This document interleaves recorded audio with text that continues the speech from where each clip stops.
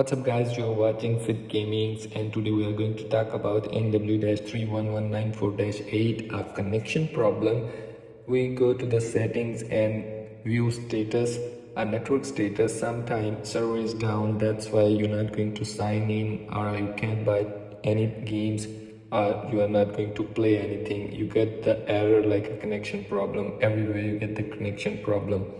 So you just check the server is working up or down. So that's how the server is not working good, or you have a problem with your router, your local network, or the server. If the local network is working good, then your server problem, then you just wait, server is working up, and then it will be fixed. If the network problem, the local network, then you just go restore the default settings, because the internet network connection, the all settings will be restored, and then you get back and you just connect the server again. If the again you have a problem, then you just use a LAN cable.